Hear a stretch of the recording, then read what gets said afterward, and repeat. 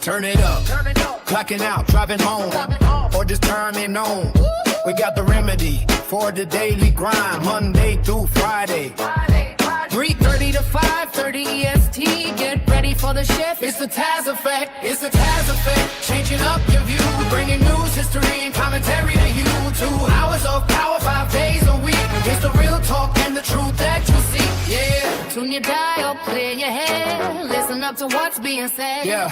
Kick it off on Mutual Aid Monday. We're giving back. Helping the community, you're staying on track. And Tuesday rolls around and the studio gets blessed. It's Talk About It Tuesday with the smoking hot mess. From the middle of the week, we're leveling up your brain. Wisdom Wednesday is here to break the mundane. Surprising guests who enhance the whole world. Watch the knowledge and the stories get unfurled. It's the Taz effect, changing up your view, bringing news, history, and commentary to you. 2 hours of power, 5 days a week. It's the real talk and the truth that you see. Now Thursday hits and the lines open wide. No placeholders here, nowhere to hide. Think about it Thursday, yeah, the mic is all yours. Call in, chat live, let's open up the door. And just like that, the weekend's inside. We're wrapping up the weekend, we're doing it right. Fun News Friday is the ultimate news party. Coasting you into the weekend, feeling good and hearty. 3:30 to 5:30, making your daily check. Lock it in, turn it up. You just Good afternoon, good afternoon, good afternoon. Thank you for joining me here for the Taz Effect Daily News in a way you did not know you could use. For those listening in over the radio airwaves at GCPR.live or listening through our Android or iOS apps, thank you for tuning in. And for those listening and watching from all around the social media sphere, hey, how you doing? So glad you could come through. Hey, I see you all out there. Let's jump right into it. Trump world obviously feeling buyer's remorse over Amy Coney Barrett. Yeah. Monday Supreme Court ruling on mail-in ballots reignited frustrations with President Donald Trump Sr.'s coalition regarding Justice Amy Coney Barrett, who has ruled against the president on multiple high-profile cases. Barrett, who was nominated to the court during Trump Sr.'s first term, and Chief Justice John Roberts sided with liberal justices Monday to affirm Mississippi's election law allowing mail-in ballots to be counted up to 5 days after Election Day, as long as they are postmarked by Election Day. 2 longtime out-of-government advisors to the president acknowledged to the Washington Examiner that Barrett has left some Republicans feeling buyer's remorse. Why? You're not supposed to be doling out nominations for reciprocity. This is supposed to be about checks and balances and the most qualified for the position. You knew that she was a constitutionalist. You also knew that she was a part of a religious sect that prides itself on honesty and integrity. You chose her. You all pushed her through. Why are you feeling buyer's remorse while at the same time trying to spin the narrative that it's Democratic administrations that weaponize the government against everyone else? That dog whistle is whistling louder and louder every day. The pressure is getting worse and worse. Hey, Annabelle. Hey, DJ. Hey, Top City. Hey, everyone over in the TikTok chat.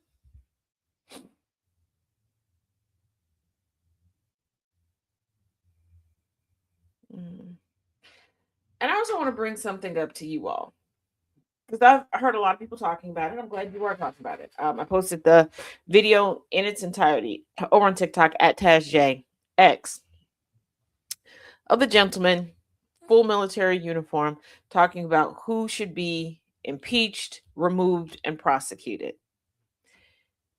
And then people are like, but people are forgetting about Mike Johnson. And people are like, oh, but he can't sustain MAGA. He doesn't care about sustaining MAGA. I think far too many of y'all either didn't pay attention to how he got into the position that he got into as Speaker of the House, or you don't know how he weaseled his way. And yes, he weaseled his way into that position. He laid low, okay? During that forever, it was like the FIFA World Cup, okay, of speakerships. They kept tossing out names. They kept voting. Nope, nope, nope, nope. Who's going to make it to this round? Who's going to make it to this round? Who's going to make it to this round? Then all of a sudden, someone nobody could pick out of a lineup. What does this have to do with parents? What does this have to do with parents? What does this also have to do with sassy men? Pookie's baby mama time. Okay, whatever. It's amazing. You came in and you saw my backdrop, didn't listen to anything, and decided to project whatever your mother and grandmother went through onto me. Okay. But no, Mike Johnson slithered his way in. Mike Johnson does just enough, I want you to pay attention here, to keep himself in the headlines, to keep his face noticeable and recognizable to people. He does enough to seemingly defend this administration, not Trump, this administration, but it still gives him some leeway to appear to have some power over some people. He wants Trump and Vance impeached and removed. And because everybody keeps forgetting about the secession, or they're like, oh, well, what do we do if we get all the way down to the speaker and no one's left? I don't know. Maybe read the Constitution in its entirety. Maybe stop stopping at the bits and pieces of the Constitution that folks bring up to you from time to time. At this point, you can go to the Dollar Tree and get a copy of the Constitution. Hell, you got 10 cents or more? There are plenty of books in the library that have the vast majority of the Constitution in a handful of pages that you can go and make some copies of.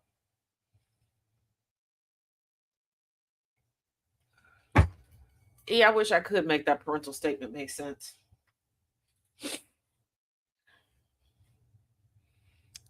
Especially for somebody that's butthurt over the image that's behind me of the Nodfather, Don Snorleone, of Trump asleep. If you're going to bring up parenting, maybe not do it where Trump is in the room, where Trump could possibly be the topic of conversation. Maybe let's not do that. But I need y'all to realize that that's what Mike Johnson wants. Mike Johnson wants the current POTUS and the VPOTUS removed from office, because that was his plan all along. He knows that he has aspirations to be president, but let's be real. Who would give him backing? Who would give him, what political party, major or minor, would give him the nomination? And who would vote for him? I want you to remember how many rounds of voting for the speakership happened, how exhausted people were. Folks were like, you know what, just give us anybody so we can get this through. We got to keep the government, we got to end this government shutdown. We got to move forward. That's how he slid in. So he wants to be president. What's the only other way he's going to be president? Because are you going to vote for Mike Johnson?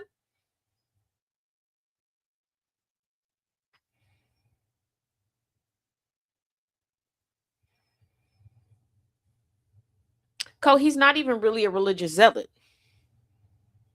Most of the people that folks are labeling religious zealots, they're not. I'm going to tell you what I mean by that. Okay. Evangelicals, crazed Zionists, and people in religious psychosis, because people think that religious psychosis lasts a season or two. They're not going to. So you have these people that believe that they are holier than thou, and they are the easiest people to be scammed, because all you got to do is be like, the Lord told me, hallelujah, and they will jump on board and they will support you till the wheels fall off. They could watch you blow up a school of orphans and find a way to justify it. Hey, Nana Jen. So that's what they'll do. They're not really truly religious zealots. They don't live by what they preach.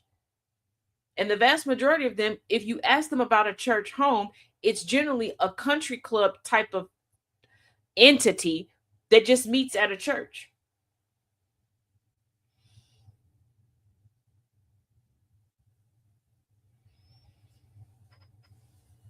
Yep, you're absolutely right. He's going by the Newt Gingrich plan. Because let's face it again, who was going to vote either of them into office?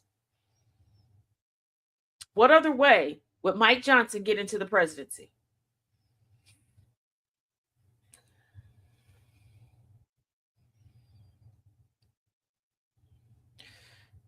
Now, for those that are new here and are getting butt hurt that can see me by the backdrop, by the green screen, I want you to know that from time to time I do little social experiments to prove how stupid and how racist you are.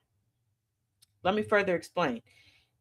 You claim that you back Trump because he's this great businessman, that he is the great white hope of the United States, that he's coming to clean things up. But you don't even pay attention to the words that are coming out of my mouth. You see him behind me and you immediately come in spewing all the hatred and all the tropes that you could possibly come up with. Why can't you just engage in conversation and give me solid points as to why you stand behind Trump, especially with the state of the United States today? Cubs win 2016. I don't care about the Democrats. When did I say anything about a political party? And when did I say that I ascribe to a political party? Again, why can't you all come in and listen to what's being discussed?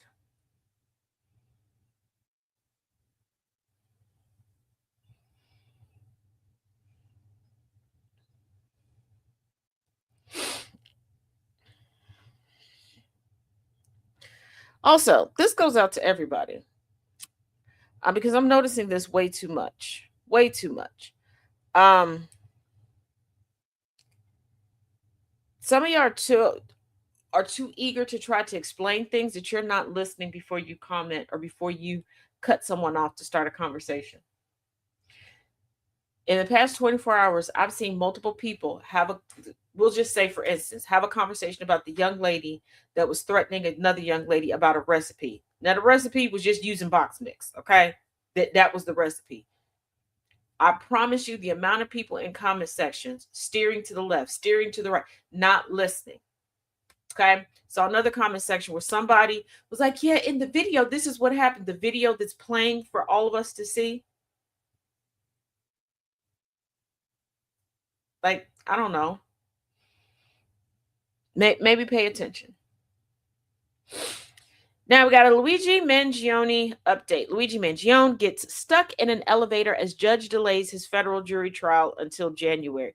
At this point, I think the legal team is just messing with the judicial system at this point, because in whose right mind that truly claims that they want justice as far as the laws of the land go, right? Why would you keep postponing this man's trial? The more you postpone it, the more he grows a fan base. Where are you going to find a jury that's going to be untainted and willing to convict him or give him any type of punitive anything? Also, at this point, where are you going to find a judge, a magistrate, a clerk that's going to be willing to do anything with him? The conversation around good trouble is a great example of speaking and not listening. Oh, yeah, because there are plenty of people when I was discussing good trouble that came in trying to distract and talk about the watermelon challenge and all this other stuff. And I was very clear and concise, as I always am, in the video, what I was discussing and what was wrong. And white women, Twin, I know I'm about to kill you with this, but I need to say it, and I need to say it the way that I need to say it. White women, deconstructing or not, I'm going to need y'all to learn how to sit down and shut the fuck up.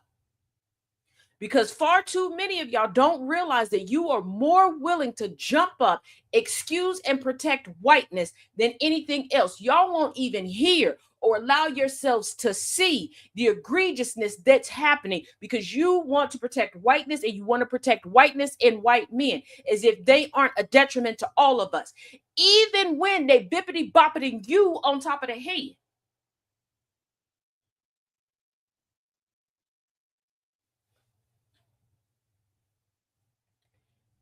Because in discussing good trouble, again, y'all are skirting around. Well, in his Etsy shop, I don't see this, and that's not what yes, it is. How about you shut the fuck up and listen?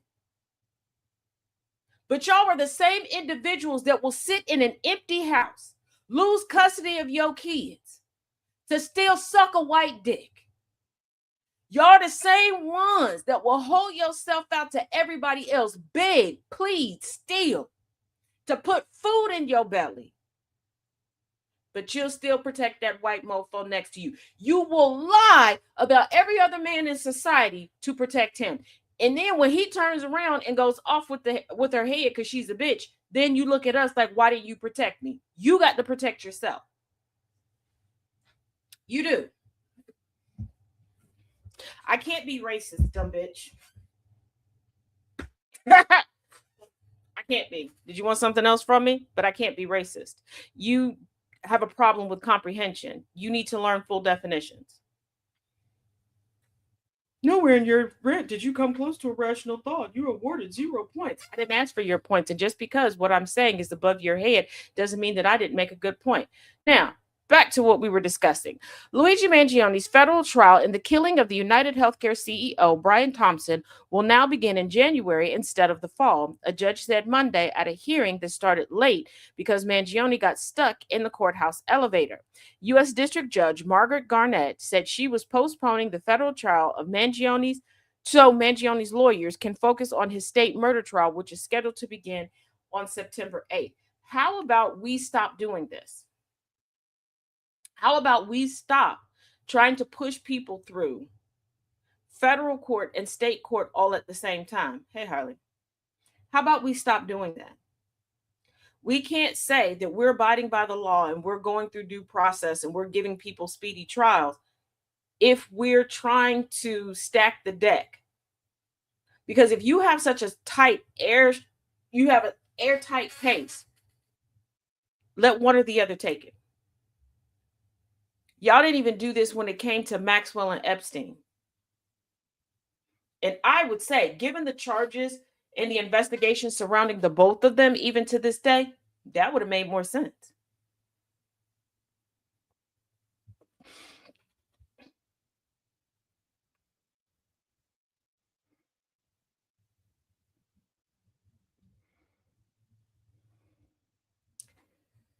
So jury selection in the federal case will begin on January 5th instead of October 13th, followed by opening statements and testimony on January 25th instead of November 4th.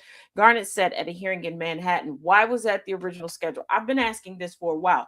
If you knew that trial 1 started on September 8th, why would you have jury selection for the second trial starting on October 3rd? But there are a couple of photos floating around from that court appearance, and I don't mean to laugh, but I do mean to laugh because they are catching Luigi in some very unserious poses. And again, how are you going to find a jury that's not going to be biased by the time how are you going to find a jury that's not going to be biased by the time September rolls around? But hey, you know.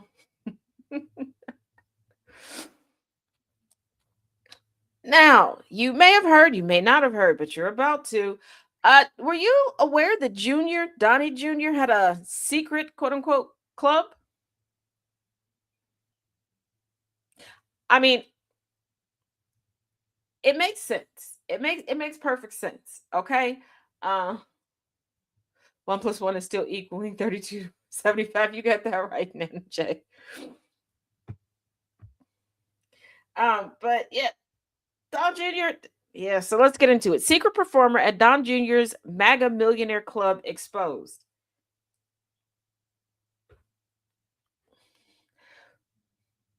First of all, at this point, I feel like these people are exposing themselves. I feel like these people are exposing themselves. Miss D, would you like to come up here and do my job for me? I bet you're fun at parties. Bet you walk around and go TLDR to everyone, don't you?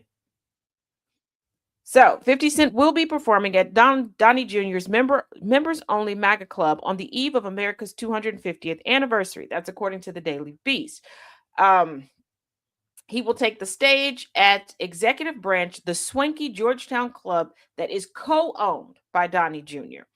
This will take place on Jr. opened the club, which charges an annual membership fee of $500,000 alongside Omid Malik and Christopher Burshik of 1789 Capital.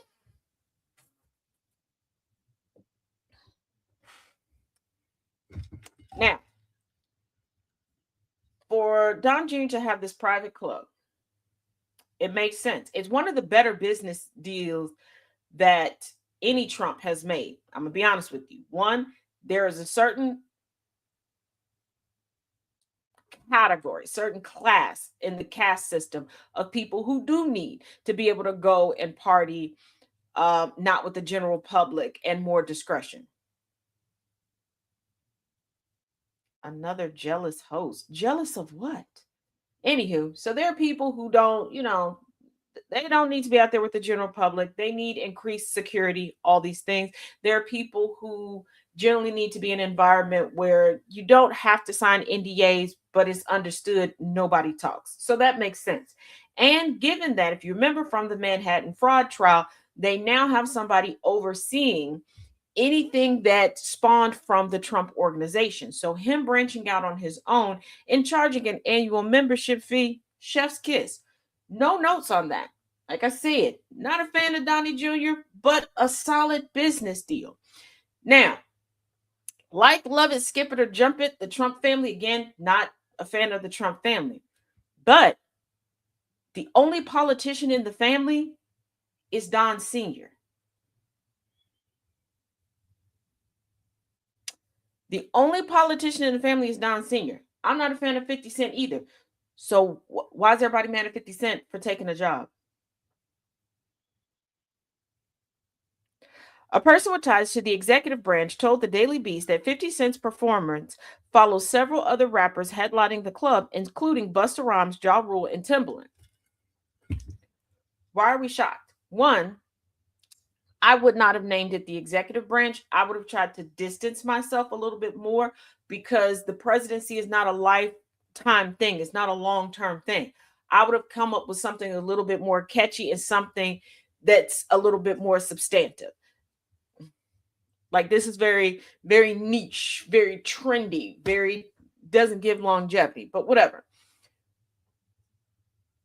And we also know that the Trump family does a lot of bait and switch.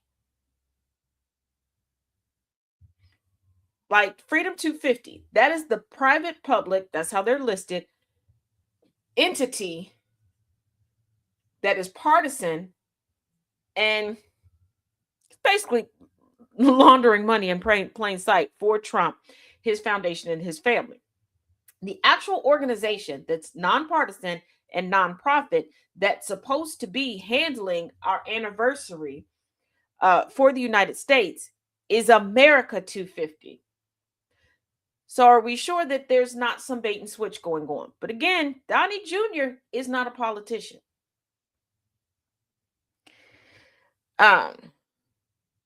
So the scheduled performance comes after 50 Cent made headlines in 2024 for revealing on The Breakfast Club that he turned down $3 million to perform at Trump's rally at Madison Square Garden in New York. I'm going to tell you, I never believed that story. And we must also remember that speakeasies for the middle class and the poor went out of business, so to speak, when Prohibition ended. Speakeasies for upper middle class, the rich and the wealthy never went out of business. Okay, there are a lot of people who will tell you to your face that they would never do this, that they're not doing this, that they're not associated with da da da da da. They go to these private clubs, aka speakeasies, and they do it.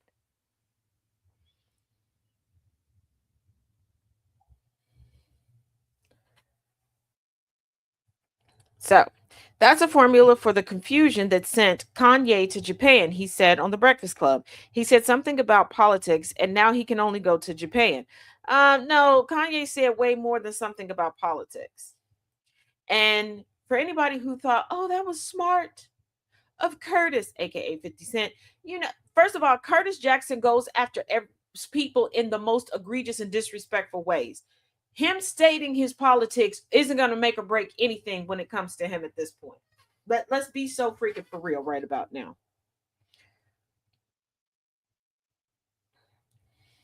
But also, in this economy, and I need y'all to finally learn from the lives and the deaths of Angie Stone and D'Angelo. Some people can't turn down a gig. Again, not making excuses, just stating what it is. Now, y'all remember Signalgate 1.0 and Signalgate 2.0, right? And folks were supposed to not be using the Signal chat while being members of the current cabinet. Now, since Signalgate 1 and 2.0, we've discussed on this show how in cabinet meetings, they have been, various members of the cabinet have been accidentally caught by media photographers still using Signal while in these meetings. Okay. Pete Hegseth and Marco Rubio stayed on Signal Chat's record show despite Trump warning. And you want to know what's really, really funny is that VP put it in the pullout. It keeps being reported that he's being left out of active chats. It's like they get out of a chat, they add him to the inactive chat. Now, people are still worried about him taking over. Taking over what? Newly released records show Defense Secretary Pete Hegseth, Secretary of State Marco Rubio, and Joint Chiefs Chairman Dan Kane continue to use Signal group chats configured to automatically delete messages even after President Donald Trump Sr. publicly suggested that officials stop using the encrypted messaging app, which means they told him that they did and he doesn't care. He didn't understand what was going on, or he was just saying stuff to save face and never said anything to them publicly, or nobody pays any attention to Trump. Pick your poison. Let's not forget that Trump Sr. is the same person that went to see Teddy Roosevelt's museum and an AI rendering of him with a teleprompter right up above Trump's head. So, those that are hearing impaired could read the words. And then he went on and gave a speech talking about how he recently spoke to Teddy Roosevelt. The disclosures came after last year's high-profile leak when officials mistakenly included The Atlantic's editor Jeffrey Goldberg in a separate group chat discussing military operations against Houthi rebels. The documents released by the State Department last week in response to Freedom of Information Act litigation brought by Democracy Forward reveal 13 previously unreported Signal group chats involving senior Trump senior administration officials during the first half of 2025. The screenshots identified a wider network of Signal use across the administration that had not been previously disclosed. Among the newly released records in a Signal group administered by Kane that included Hegseth and Rubio, the chat titled SS/APNSA, SD, CJCS was configured to delete messages automatically after 8 hours. Who cares? Let's not forget that the budget and the manpower for cybersecurity has been decreased drastically. Just a moment.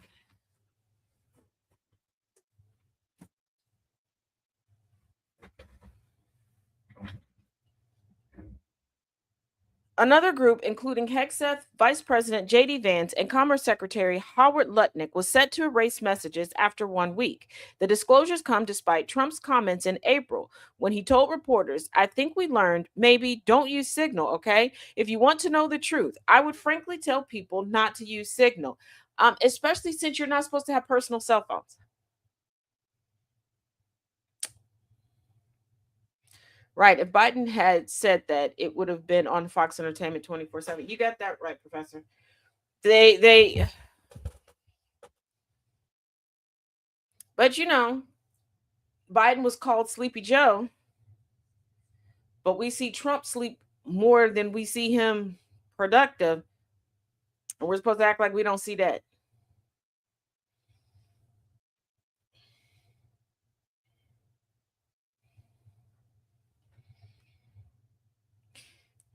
The newly disclosed chats also included groups labeled Iran/Ukraine planning and state USAID, as well as a conversation among Rubio, former Latin American envoy Mauricio Claver Caron, and Counselor Mike Needham that continued after Trump's remarks.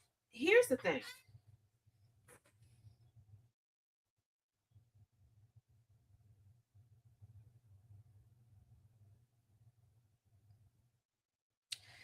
The chat doesn't have a name. The fuck? Here's the thing. Why disassemble USAID to then talk about USAID on the state level? Why are you all having chats on your phone about pertinent, pressing matters like Ukraine and Iran?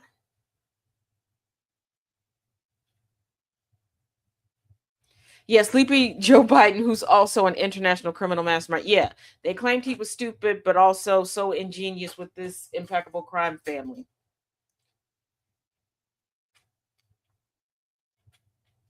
Last June, a federal judge ordered Rubio to seek recovery of records at risk of deletion, and administration officials later told the court they had installed software intended to preserve messages sent through Signal.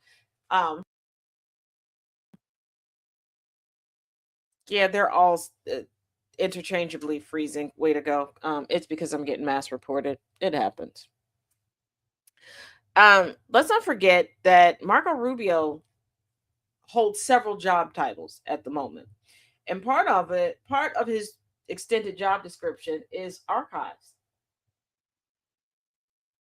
So if you're wondering why a judge would order him to do that, yeah. Mm-hmm. The White House called the records old news, with spokesperson Anna Kelly telling The Atlantic, "As we have said, Signal is an improved app that is preloaded on government phones." Why would Signal, that's easy to hack, be auto loaded onto government issue phones?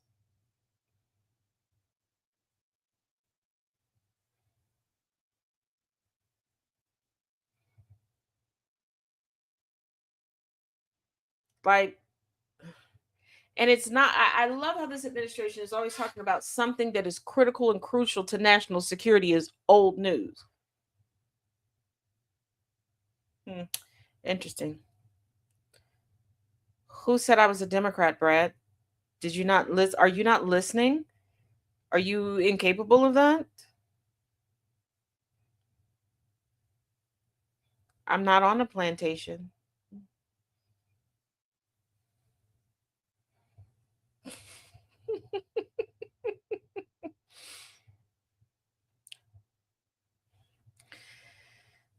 So Trump is screaming another coup out loud. This is according to a recent analysis. President Donald Trump Sr. has a plan to steal the midterm elections, argues the Philadelphia Inquirer's Will Bunch, and he's screaming it out loud.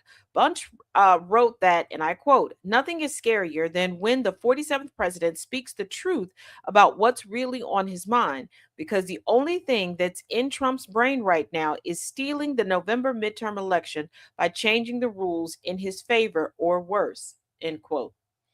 Yeah, very hot and heavy today.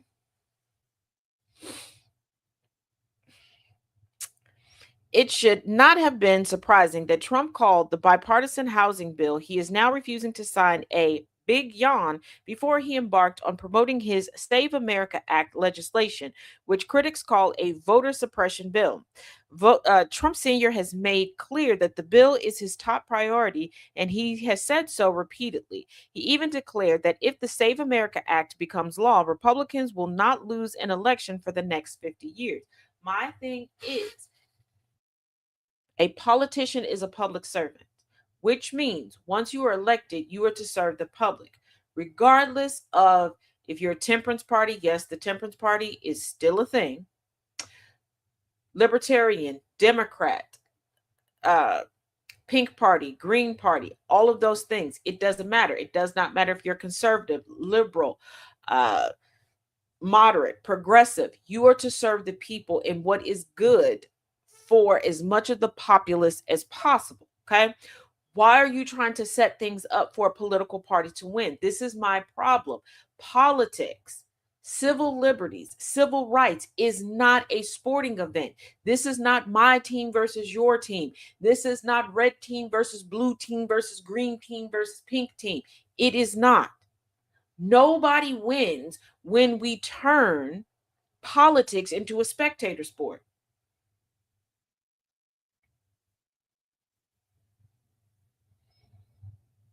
But her emails crowd has been quiet about the signal stuff. Oh, they're gonna be quiet.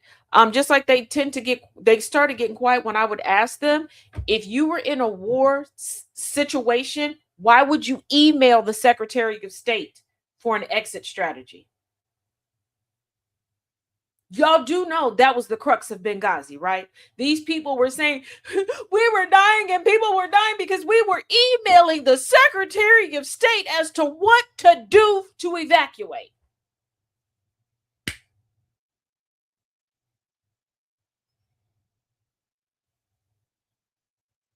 Makes the whole thing even more ridiculous, right?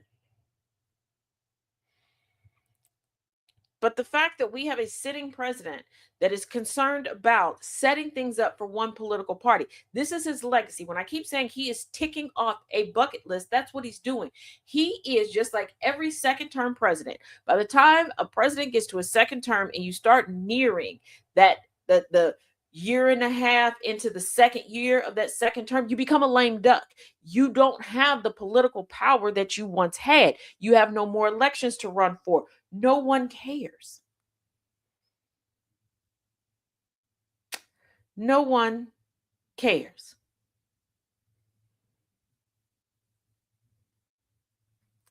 And speaking of not caring, y'all do know endorsements truly mean nothing.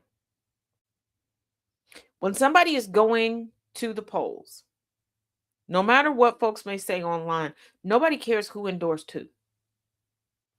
Most of y'all already know if you have midterms taking place in your neck of the woods, you pretty much know who you're going to vote for. Change that is how the primaries go, but you already know you don't care who endorses who. Number one. Number two, I also want you to think of something. I want you to think about something. Okay. If you own a company and I'm applying to work at that company and you go, nope, Taz, sorry, you're not a good fit for the position or for the company. Okay. You have another candidate coming to interview for the position. Do you or anybody working at that company give a damn if I go, yeah, this is a great person, you should hire them? You don't care if I endorse them or not. I wasn't fit to work there. I was not a good fit for your company. So why care? And I say that as to why are y'all caring and making a big deal off of somebody that was primaried out of current political races, whether or not they endorse the candidates that's there. You should not care what that other person's opinion is. You already said that you didn't care about them and that they were not qualified to fit the job that you need done. So why do you care what they think or don't think?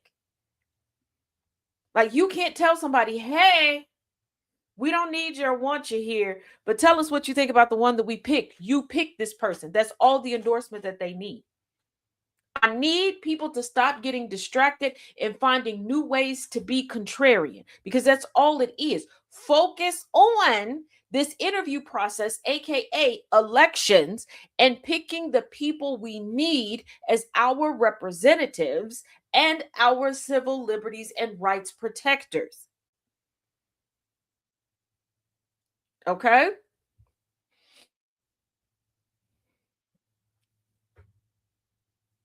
Hey, Professor Moriarty. Because all of this person didn't endorse it. Why do you care? Do you care when you sit and watch the draft for whatever your favorite sport is? Do you care if those that are not drafted endorse those that were? When you're watching in award shows, do you care what the losers have to say? Do you care what those that were not even nominated have to say? Do you expect them to come out on social media and every time a camera is in their face, talk about how great the other people are? No.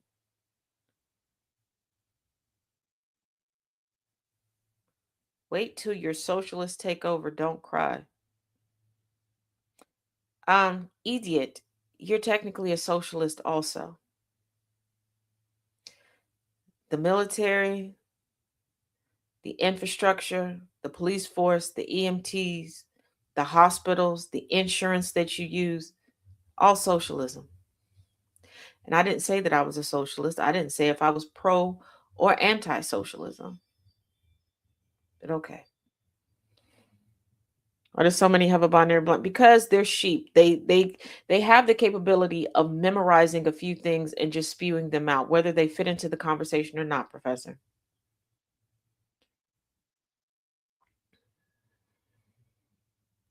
I can't wait till the socialists take over. Ain't nothing else worked. Exactly. And here's the thing. The biggest patriots, especially in the United States, don't realize that it was socialism that got them here.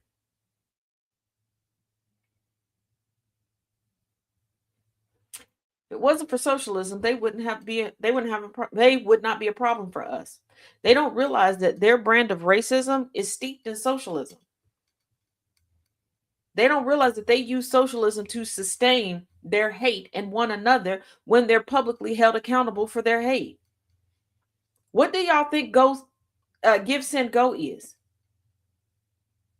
What do you think those food kitchens and community kitchens are that you use when you lose your jobs? What do you think the business model for any insurance company is? Because I know you didn't think that after you worked at that company for 90 days that you paid in enough to go get your kid braces at day 95.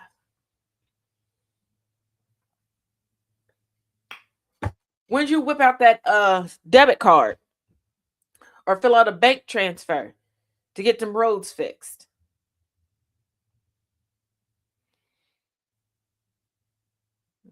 That ICE that y'all love so much. How do you think that they're getting paid? How do you think taxes work? You know, we all pay into a pot, then it's divvied up in a bunch of things and people are paid for.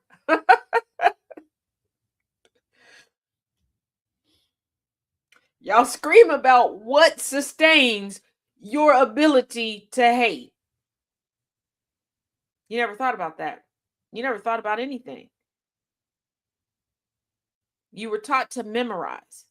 And you get so excited like a kid showing mommy and daddy that you're a good boy or girl that you like, oh, I memorized these things. I see a darkie. Let me just say what I memorized. No critical thinking, nothing behind the eyes. 40% of Americans pay no federal income tax. They're not 40% of Americans are not billionaires or millionaires. And if you think all of our taxes come from federal income taxes, whoo. Ooh, well. And also saying that does what for what I just said? Mm.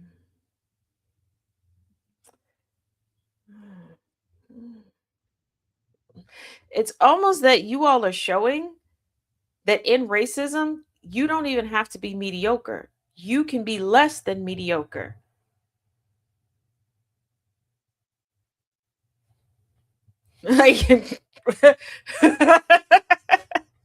Now, Pete Hegseth is accused of building a Pentagon full of yes men. That comes from the file of duh. That's obvious. Everybody's agreeable to Pete Hegseth except for his wife, who every time I see her, she looks like she's having buyer's remorse. Girl, you cheated with him good and hard. And see, this is when you know that somebody cheated and never expected to get caught. They never expected, like, oh yeah, he was telling her, like, yeah, my marriage is over. I'm gonna leave her. I'm gonna marry you. And she was like, don't need you to. Okay, just keep telling me that. Don't actually do it. And then when they got busted and he had to do it, she was like, shit. Shit. I'm stuck with this mofo. Shit.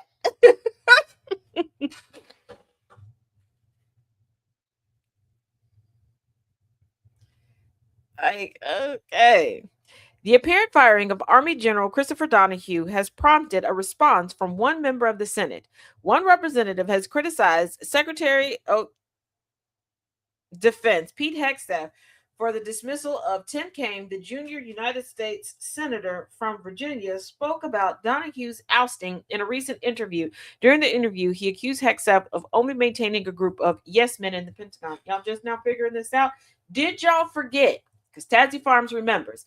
Last year, okay, Pete Hegseth brought in a group of people to work with him, right? Including his brother, the former, on again, off again podcaster, right? And Pete Hegseth put in a little makeup room for himself because, he got to be camera ready. That's what he's used to. Then there was some leaking going on. And Hegseth went to his homeboys and was like, did you leak? And they were looking at him like, bro, you brought us here to do a job. And like, I'm really trying to boost up my resume. You did me a solid, but what are you talking about, my guy? Leaking won't help anybody. And it definitely won't help me. And he's like, that seems like something a disloyal person would do. You gotta go. You gotta go. And he did it. Why? From insiders. And this keeps get confirmed over and over and over again. He wants people to be loyal to him. At first, he was saying people needed to be loyal to Trump, and then he ain't care about people being loyal to Trump. Because let's also not forget, when they started bombing folks in international waters and with Iran, Hegseth was not telling the truth to Trump. And sometimes Hegseth wasn't even talking to Trump. Hegseth wants people to be loyal to him. Hegseth sees himself as the younger version of Trump. Why do you think he's constantly out in the open trying to exercise with military personnel?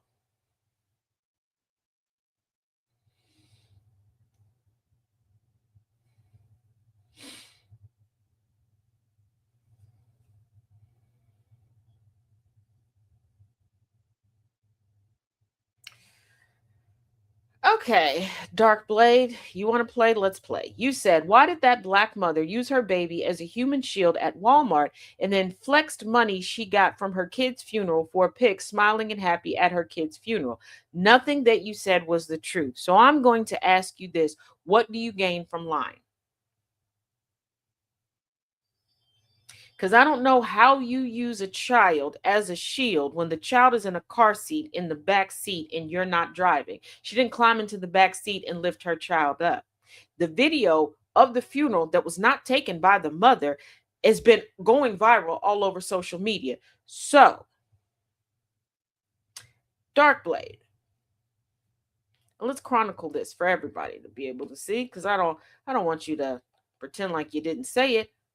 What do you gain from this lie?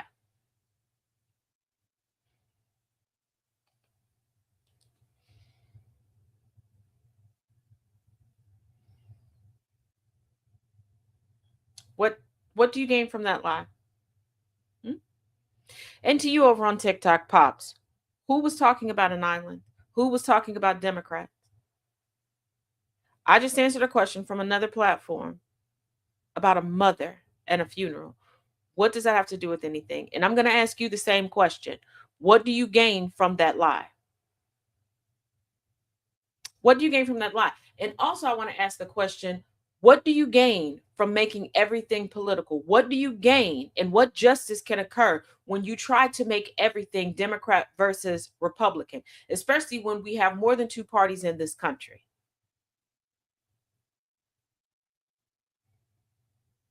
What does that do? Thank you, Kev D.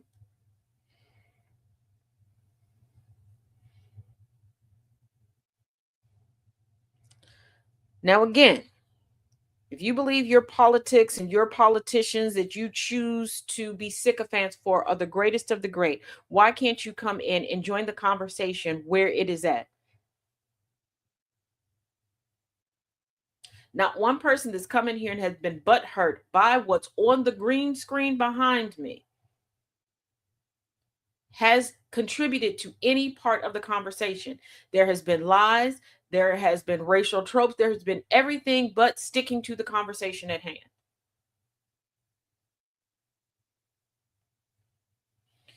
So, since you want to make everything about race, let's go to this story. Stephen Miller makes shockingly racist comments about foreign pregnant women. No, Annabelle. I asked the question to who the question needed to go to. Exactly, DJ. They are very subpar trolls. I guess they didn't get the memo that if you're going to troll here, I require a better caliber of trolls. Okay? Use your smarticle particles. Stay on topic. Come in. Read the room. Or at least pretend like you can read. Okay? Okay. At least use Chat GPT or something. Pull out a little grok. In the wake of Tuesday's Supreme Court decision on birthright citizenship, Deputy White House Chief of Staff Stephen Miller rolled out MAGA's newest talking point on the issue of children born to undocumented immigrants. Speaking with Fox News host Jesse Waters, Miller maligned the High Court's decision while suggesting that the United States will have to reform immigration policies to combat what he pejoratively called birth tourism. I'm in a yeeting mood. I see, twin. Get your yeet on. Get your yeet on. Get your yeet on. I lost track of how many we booted today. But now, I know people are like, oh my goodness, he's saying birth tourism. You do realize that birth tourism has been around and been called that since the 1980s. Now, I don't know if it still holds true today, but there were tour agencies, vacation, that would book vacations and tourism for pregnant women to come over here, give birth, and leave. Now, I want you also to think these were women of means. These were wealthy women who wanted their children to have dual citizenship. They wanted to, someday if their child wanted to go to school here, like on the collegiate level, they would be able to. If they wanted to take a job here, they would be able to vacation back and forth with less red tape, so to speak. So these were the creme de la creme coming in and doing this. They had huge birthing suites in fancy hotels near hospitals, the whole nine. So him saying that, for some people, they're like, oh my God, clutch the it's been called that for decades. Okay. It's been called that for decades. Marco Rubio and Barron Trump. Stephen Miller would be in trouble if this was overturned. Trump himself would be in trouble if this was overturned. All of the Trump kids, except for Tiffany Trump, would be in trouble. Not just Barron.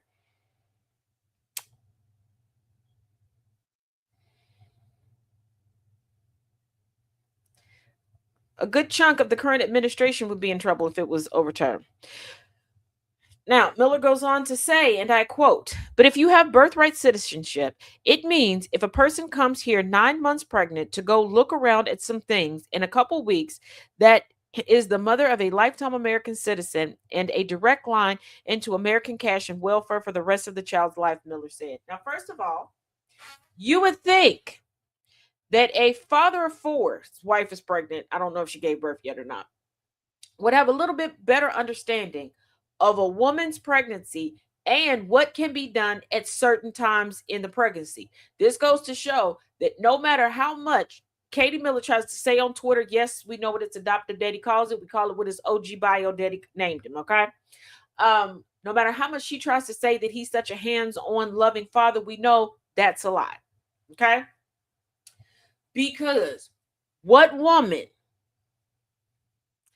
is traveling at 9 months pregnant if she doesn't have to, or if it wasn't planned? That would be a woman of means. They also forget that there are couples who are not citizens but are legal residents of the United States that are here to work, mostly for tech companies. Huh? And I know you're thinking Silicon Valley. Nope. What did y'all learn from the Hyundai plant in Georgia? Okay. So, yeah, yes, Susan, that's what we're talking about right now. So, yeah, there are people who are working. We're forgetting about migrant workers who were here. We're also forgetting about agreements that we have with certain countries for medical procedures,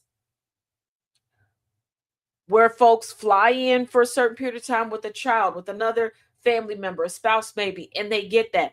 Also, let's not forget about complications that happen and people who go into labor earlier. Let's also not forget that there were people vacationing in the United States this year alone that are now being held in detention centers that did not expect to be here this long. They were early on in their pregnancy. They're like, we're going to take a little baby moon, have a little fun, come back, get our little nesting on, and they couldn't. Also, let us not forget about the women who and young girls who have been repeatedly sexually assaulted to the point where they're now carrying children in detention centers.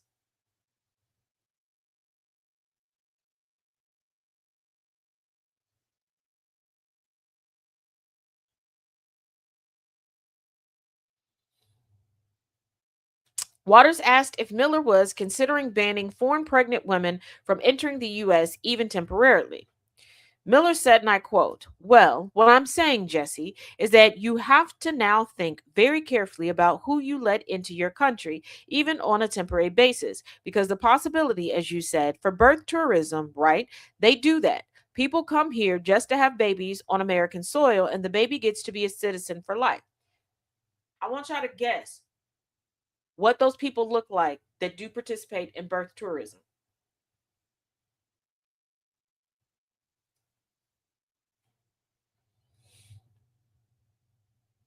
What does Kamala Harris have to do with Stephen Miller? Huh, punch drunk? Are you punch drunk now? What does Kamala Harris have to do with Stephen Miller? No, Save the Huskies, you're incorrect. Those during birth tourism and have been historians are people from white majority European countries. Nobody seems to have a problem with Barron Trump having dual citizenship. Nobody has a problem with a first lady, a FLOTUS, having dual citizenship.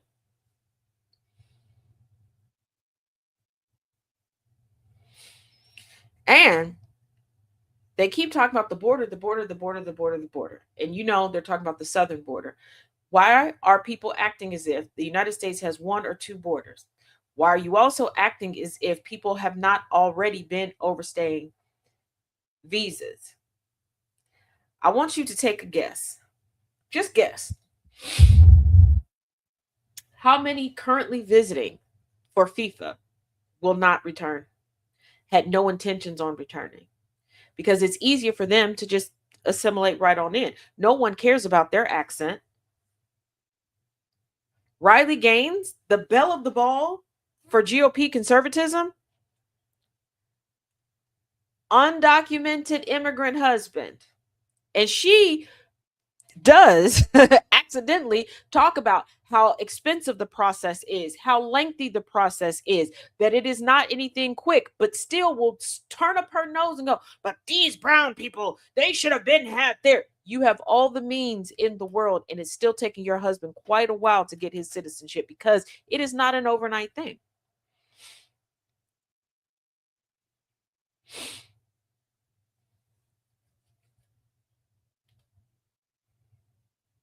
At one point in time in the United States, there were 50,000 Irish individuals that were not properly documented to be in the United States. There are people who come in on yachts of the wealthy.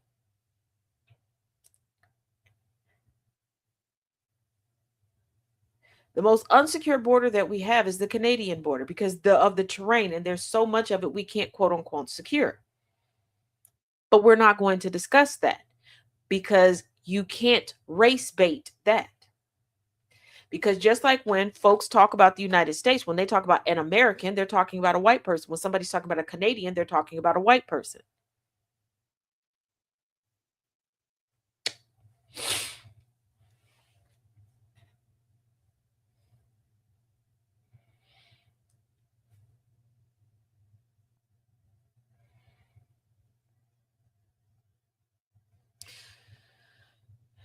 Now, if you all remember a few weeks ago, I said, let's stop the trend of forgetting that you're a parent when it's summertime. Nobody seems to forget kids in the winter, in the fall, in the spring. And you would think with the winter holidays and how hectic that gets, and winter depression, and the whole daylight savings time and how things getting darker earlier in the day affects people, you would think that would cause some issues, right? No. And we've already started. We're day 2 into July. Dad forgets to drop off his 18-month-old son at preschool in morning. During pickup, he finds him dead in car. I want you to think how you get out of the car. Get your things out of the car. Don't see or hear the child and all the things that go along with the child. You come back to get in your car. You still don't see the child. You still don't see all the things that have to do with the child. During the course of the day, the daycare doesn't call you like, hey, nobody said that this child wasn't coming. Is the child sick? What's going on? Nobody contacts you. Also, wherever you parked, people walking past your car, and nobody told you that there was a child in there. At some point, this child is going to cry. This child is going to be spooked. Like, where's mommy? Where's daddy? Nobody says anything before you go, well, folks mind their business. On what planet, in what country, in what zip code? You can drive down the street right now and there's going to be somebody breaking their neck to see what's in your car. And again, I'm going to ask this question. Why does this only happen in the summertime? Why are these poor babies being baked in the summertime? I'm going to say this again. There is a connection between this whole forced birther, aka pro-life BS, and what's going on. Everybody does not have maternal instincts. Everybody does not have paternal instincts. You are no less or no more of a person because you are a parent. Some of y'all are just housing children anyway and not raising them. And that's no good for anybody. Some of y'all hate your children. Some of y'all want to live vicariously through your children to the point that you're starting a family tradition where nobody will live their own life. Everybody will be living a life for somebody else for what they couldn't have. What does Democrats, illegals, or Somalis have to do with a child boiling to death in a car because the father claims he forgot to take the 18-month-old out of the car? Huh, Brian? Tell the class, what does that have to do with anything?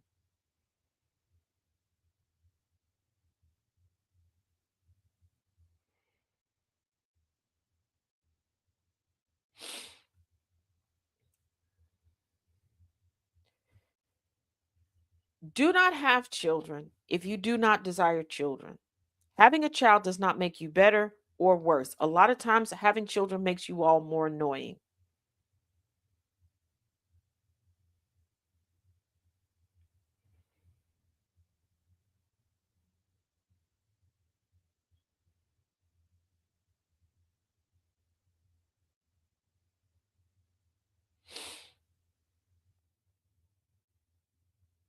Because far too many of y'all want everybody else to raise your kid, accommodate your kid, do all these things for your kid. Now, this is going to segue into another conversation. And y'all going to get mad, and I don't care.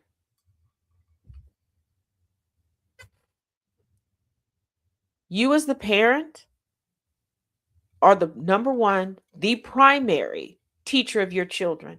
I'm going to need y'all to stop saying the schools failed your children. You failed your children. And for many of us, our parents failed us. Why do I say this? How come your parents don't? If you're a parent and you don't know what the curriculum is at your child's school, why did you put them in that school? You're not helping them with homework. You don't know about a syllabus. You haven't talked to any teachers. You don't know about any standardized testing that's going on. You are supposed to be the checks and balances, and you're supposed to be supplementing. Y'all keep talking about what needs to be added into schools, added into schools. Y'all don't even want to add funds to the school. You sit there and talk about can't nobody tell your kids X, Y, and Z, but then you want the teachers to raise your children and sacrifice their lives for your children, but you won't even sacrifice $5.67 for your children. Every year at the start of the damn school year, y'all bitch and complain about paying for somebody's lunch, providing school supplies and everything else. And then you sitting there, oh, well, these kids can't read. How did you not know that the kids in proximity to you couldn't read until it made it to the internet or to the news? I saw somebody breaking down a conversation on Love Island, claiming that one girl was making fun of the other people. So we're not even going to help each other and educate one another and correct each other. Lovingly, arrogantly, I don't give a damn. But y'all saying, well, the school system's fit. Who is putting these kids in there and doing the checks and balances? Y'all sitting here rah and hooraying, dismantling the Department of Education. But even before that, y'all sat there going, well, my child is the captain of this team. You better pass them forward. Y'all getting mad at Bush for No Child Left Behind, but you do realize he just put a label on something that's been happening since we've had school systems in this country. Y'all been in school with the athletes that you know got passed forward because their prowess got the school notoriety. And when the school got notoriety, the school got boosters, which means the campus looks better. The teachers get to make more money, but the students don't have to be damn educated. Huh? You forgot, or maybe you didn't know, how many school systems completely shut down when the law of the land said, hey, they can't be segregated any longer. They're not bots. Quick, let's put a pin in this real quick. Stop calling everybody who's racist or problematic. Stop calling all of their accounts bots. And when you're like, oh, it's an empty profile, that is the easiest way to get away with saying the most egregious things. A bot would take the time to populate things to appear to be a regular person. Stop doing that. You are desensitizing yourself to the egregiousness. When you start dismissing people as bots, that gives them a leeway to keep getting more and more egregious and keep upping the ante. Don't do that. I know y'all mean well by it, but y'all really need to take a step back and think. Folks evolve. And back to what I'm saying. Y'all got to stop putting the blame on everybody else. You chose to do the Uchi Kuchi Wally Wally. You chose to keep that child or children. So you should be choosing to do better. A social media, just like when people were like, well, the litter boxes in the schools because you don't know what's going on at your child's school, and you should be embarrassed by that. You should be embarrassed by that. You're sitting here believing on social media that teachers have the time or that the teachers give a damn about your kids enough to try to teach them how to be gay. How do you teach somebody to be gay? Because if sexuality could be taught, folks wouldn't be losing their lives. Folks wouldn't be stifling themselves into misery by pretending publicly to be something that they're not. And if that was the case with all the teachers that are out there, why aren't there more gay folks? Also, with all the teachers that y'all believe are so liberal, how would conservatives still exist? Because your kids are still coming home saying the shit that you taught them.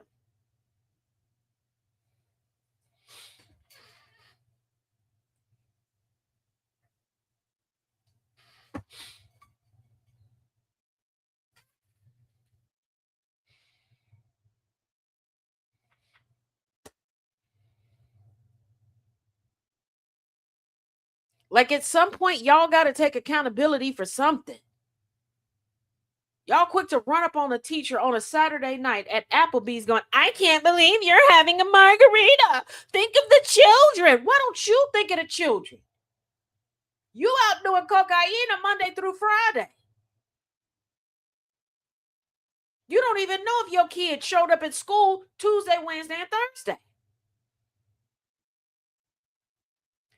Liberal well-meaners are just as bad, if not worse, because they pretend to be different. They pretend to be different to get to let's put it like this. Racists know that they are not likable people, but they want friends. They want romantic relationships.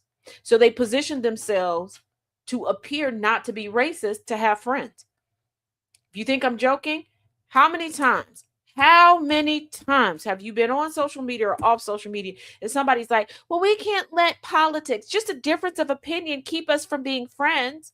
Liberal men, why won't you date a conservative woman?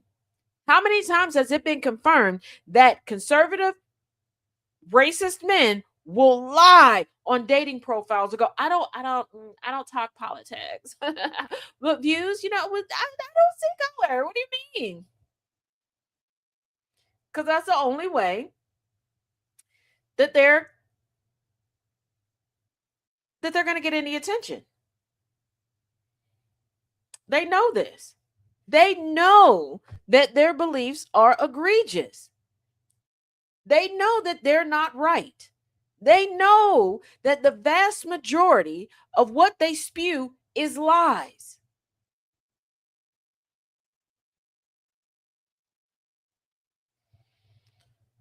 He works 20 plus hours, but he's always napping. Okay.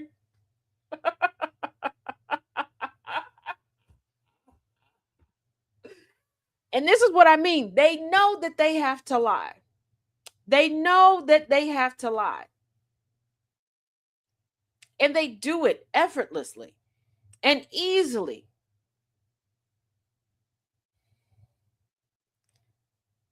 They lie to one another. They lie to us, and they think that we're buying it.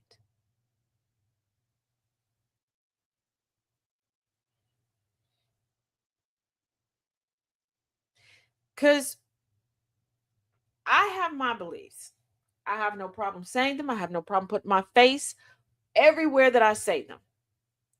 If you truly believed the racist tropes, why hide?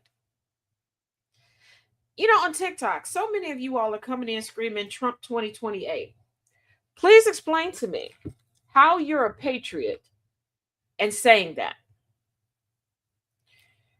Because the whole lore behind the creation of the United States, okay? The lore. Keep in mind to the verbiage that I'm using before y'all come in here trying to pretend to be the smartest in the room, okay? Focus. Is that you were escaping oligarchy, aristocracy, empires. So how are you a patriot wanting to usher in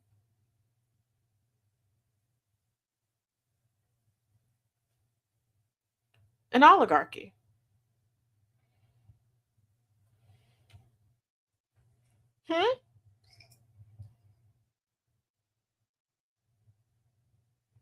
Now, I do realize some of y'all still pay homage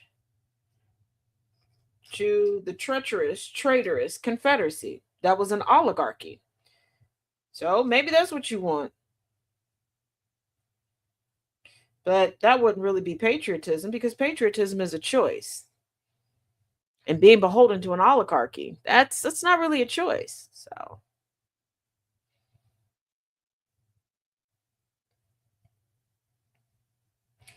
So how are you calling yourself a patriot and going against the blood that was lost by your ancestors? Like, you want to usher in what your ancestry fought against. No, they're not blaming dementia. They're saying that dementia will take him out, which is true, because his body will forget to body.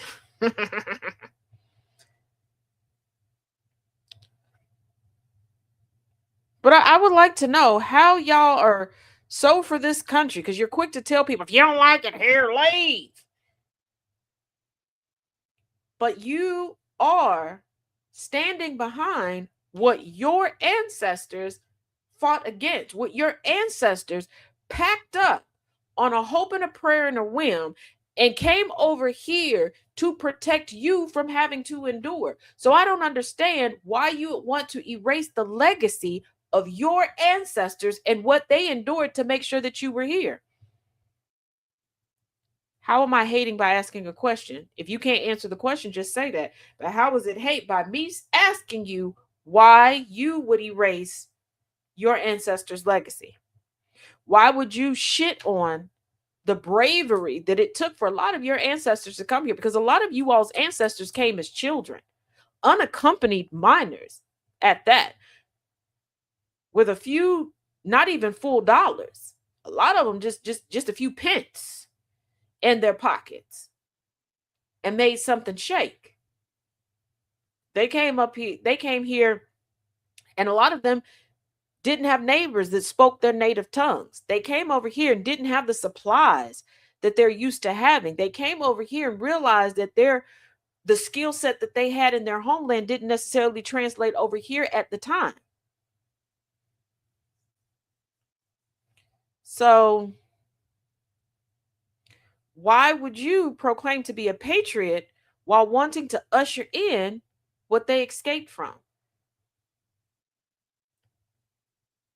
Or some of you all that belong to legacy organizations, why are you going against what your ancestry fought to produce? How am I 95% of the problem by asking these questions? I'm asking questions and you're the problem. You're a racist, the Democrat. I'm asking a question. If you're a part of a legacy organization, which means that you have been able to successfully prove that you have a connection to the founding fathers or the first settlers on this blood-drenched land, why are you backing ideologies that would erase what your ancestors fought for, why your ancestors came, what your ancestors penned?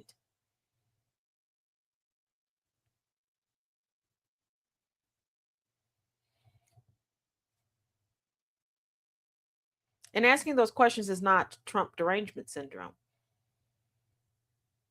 I'm guessing you all never thought about that. I'm guessing you never took the time to think about what you're backing. I'm guessing you never thought about what you're actually standing for. Oh, Scott, I can't make you comprehend. I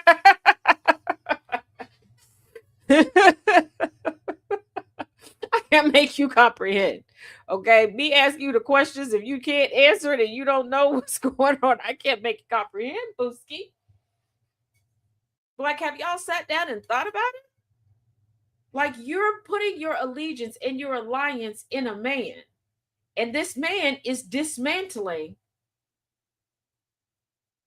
what you proclaim your ancestors built. For the white supremacists that claim that white people built the United States, he's dismantling what you built.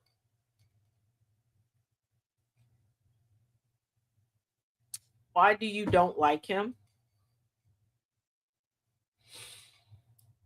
He's doing exactly what you want, sleeping? Okay.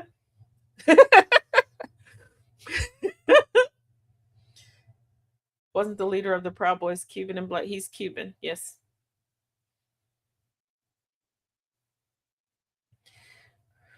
But no, seriously, if you claim to be a patriot, if you claim to be so proud of certain aspects of U.S. history, why are you backing the person that's rolling that back? Why are you backing the person that's trying to turn this nation into the United States of Trumpism?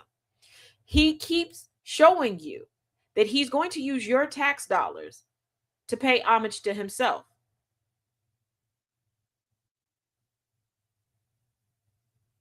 Like, he wants to put up an Arc de Triomphe to rival, in his words, the Arc de Triomphe.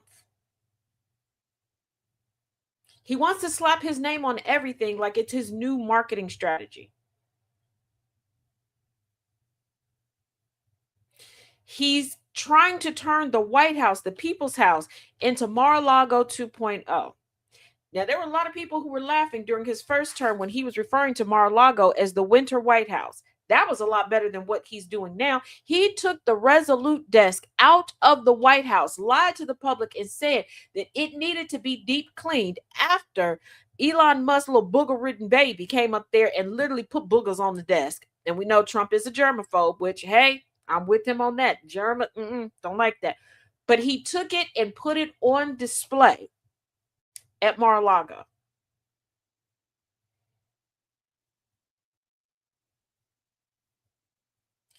Fun fact, nobody is following Black women to hell. It's 2026. Update your computer. Yeah, y'all just keep proving the mediocrity of racist white-bodied individuals. You keep showing that you are a void unto society.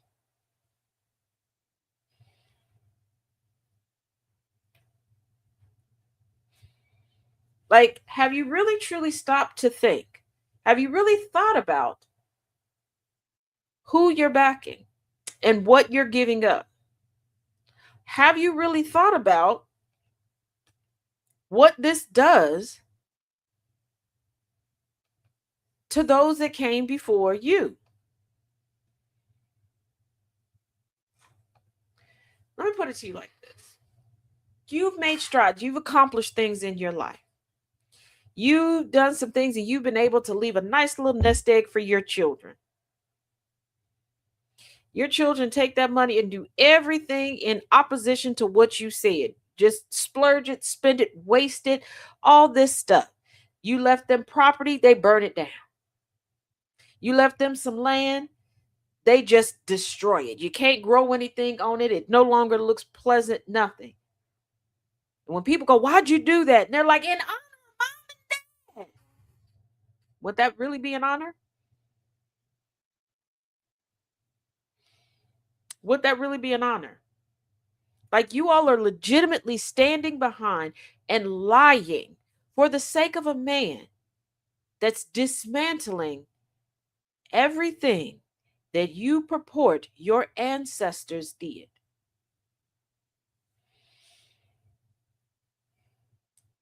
And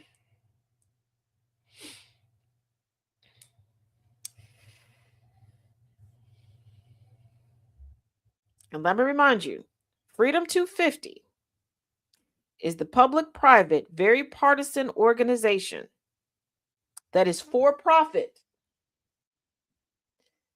that was not commissioned and agreed upon by we the people to handle this anniversary. That would be America 250.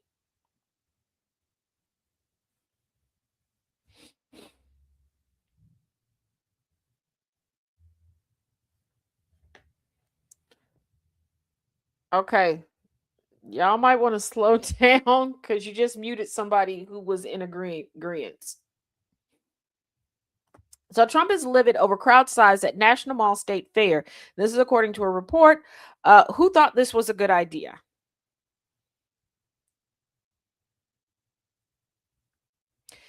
President Donald Trump Sr. grew livid over the crowd size at his kickoff event for the Great American State Fair, a weeks-long celebration of America's 250th birthday on the National Mall, according to a new report. And White House officials now fear a lackluster turnout could overshadow his 4th of July speech. First of all, there are going to be record temperatures.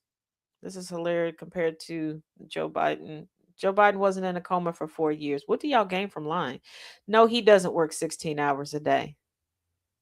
We can see that clearly. What do y'all gain from lying? But also, y'all do realize there's going to be record temperatures for the 4th of July, and Trump keeps saying that this is going to be the longest speech ever. It's gonna break history. Why would you want to do that? The Republican president opened the fair, organized by Freedom 250, on June 24th, with remarks put together after several musical acts dropped out. During his roughly 30-minute address, attended by administration officials and Trump supporters outfitted in MAGA-branded outfits, he claimed America was back and respected by everybody. At the G7, they let you walk around with your toupee flipped over. International media made a point of capturing the fact that you were the only one there with no pads of paper, no notes, taking no notes, not paying attention. You made a piss poor joke claiming that you were the boss over the other world leaders. Trump Sr., who spoke after sunset, shocking that they let him do that, did not initially know how large the crowd was. This is according to a CNN report. But he was later shown an aerial photo that depicted vast stretches of empty fields behind the audience. How did he not know you know what? I guess.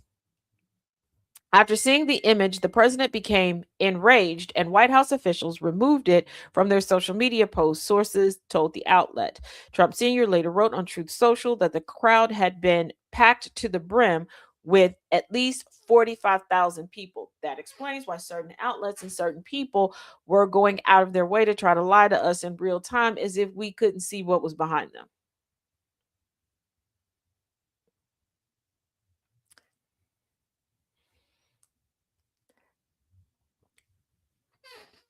Let this be a reminder to what I often say. White supremacists, problematic people, hateful people, liars are not creative people. They are not creative people. Okay. The playbook has never been updated. It has never been changed. They are still operating as if it is 1982. And what do I mean by that? As if there's no internet, as if everybody is not walking around with phones. There was a period of time where, yeah, people had camcorders that were big and bulky and people weren't really taking them around. Then they got smaller, but you had to have a little bit of coin to do that. And it would take a while because, you couldn't splice and dice and edit as quickly as you can now and all these other things. But in real time, we can get the truth out to one another. They're acting as if we are still in the time of snail mail only, where you have to wait for the newsletter to get the truth, or they could tell any story to the news media, because there was a point in time where every news outlet could not have boots on the ground everywhere. They're still doing that, because why would you fix yourself to say that 45,000 people were there? Even Trump supporters have come out on social media to talk about their disappointment. That's how they're labeling it, disappointment,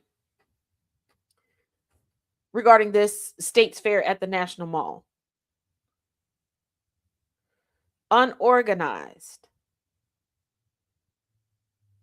People showing up not knowing that they couldn't take certain things in. People not being given clear information on what's an entrance, what's an like all of these things.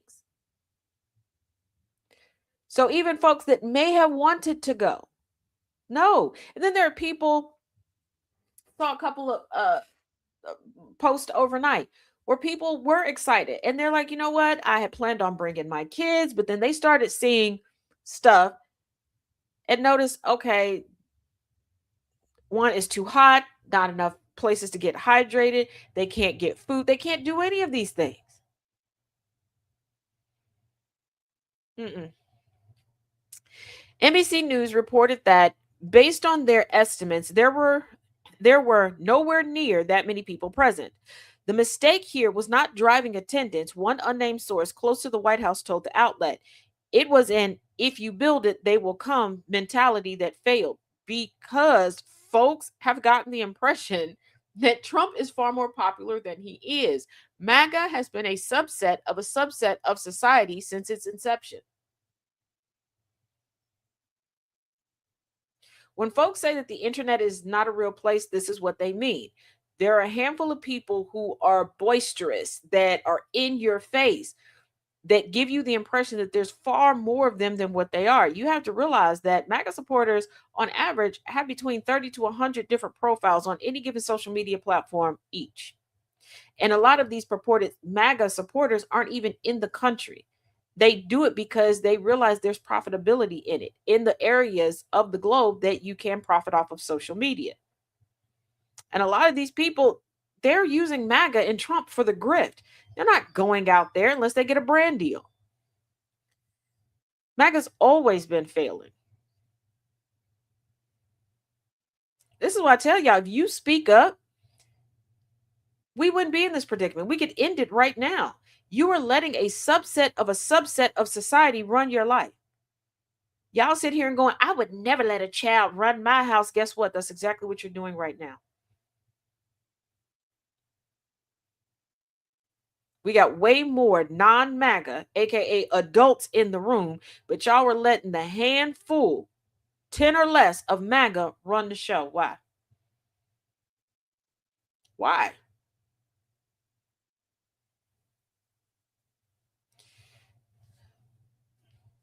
Willy Wonka, the fact that you named yourself that and you have the views that you have is absurd, but I know you won't get that.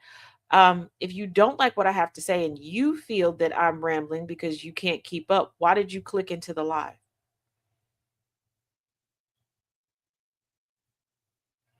Like, you do realize that when you're trolling someone, you're letting them know that they have control over you because you didn't have to engage in the conversation.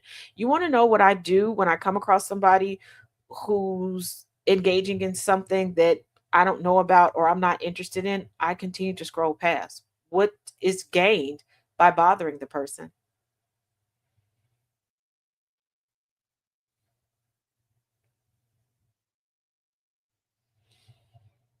That's like you knowing that you don't like donuts, but you go into a Krispy Kreme and complain that that's the only baked goods that they have to offer you, donuts. Like, what kind of sense does that make? When scrolling by and you come across me and you listen for a bit and go, I don't like what she has to say, why would you click in?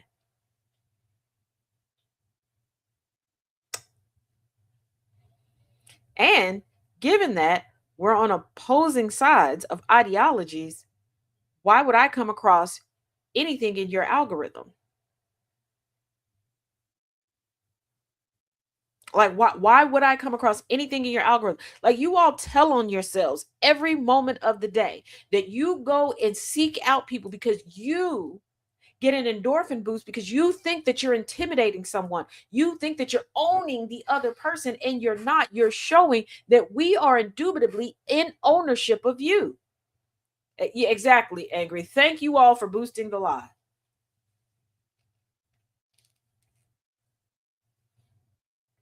Like, you go out of your way to try to feign victimhood as if people are coming after you when you spend your free time, your time to decompress from all the stressors that life gives us, to go and seek out other people. No one seeks you out. I've blocked hundreds of others like you. So if you're blocking us, first of all, how are we coming across your algorithm? Number one. Number two, why did you come in here to say that? Because how did you find me if we're opposed? Let's think about this, okay? I'm not into NASCAR. So you want to know what never is in any of my algorithms? NASCAR content. Now, if somebody sends me a NASCAR video, will I watch it? Yeah, because there's a reason why they're sending it to me.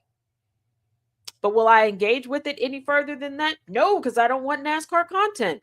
Doesn't mean that I have anything against NASCAR. No. Who said anybody was crying? Or do you not have the ability to think and listen? Okay.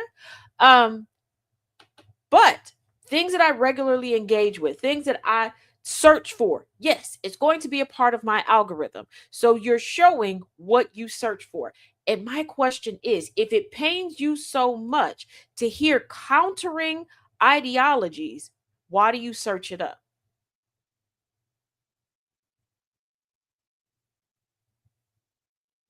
And to the trolls, because I don't know if anybody has ever told you this, but specifically on TikTok, you all come in. You see that I'm there, or a person that you don't like. You click into the live. It shows us that that you've entered. It also shows us how many times you shared the live. So you aren't just coming in here, you're sharing it to other people so that they can come in. But if this isn't what you like, if this isn't what you agree with, what is the point? Why are you utilizing your precious spare time to be in environments that you don't like?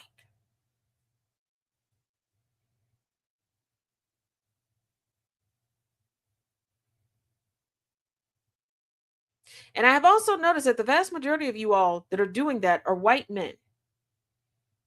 Voided manosphere idiots. The ones that are quick to tell people, we're the harbingers of civility. Really? Where? Because why? If I come across something I don't like and I know my friends and family don't like it, I don't share it with them. Y'all bitch and complain about what your children are exposed to. You do realize they're exposed to it because they hear you speak about it all the time. They see it because you pull it out all the time. What does this have to do with Carmelo Anthony? Again, proving the point. You came in to be egregious. So you sought out. And I can't even say, and you can't say, oh, well, I follow certain hashtags or I typed in certain words. I don't hashtag the vast majority of the time. There's one solid hashtag that I use consistently on TikTok, and that is my own. And I'm pretty sure you wouldn't be using that. So again, you're spending your time to decompress, your free time that you could be spending it with a love interest, your children, your friends, studying to educate yourself more. Playing video games, watching a movie, skipping around in your garden, getting high if that's your thing. I don't know. Doing the oochie coochie wally wally with yourself or with somebody else or a couple of somebody else's. But you choose to scour the internet looking for marginalized, melanated people to come in and say things that you think are going to be gotcha moments and intimidating while you don't realize it just makes you look stupid.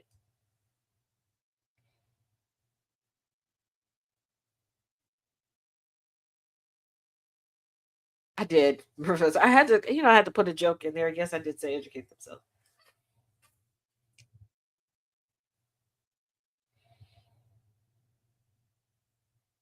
Like it's ridiculous. Like it really truly is.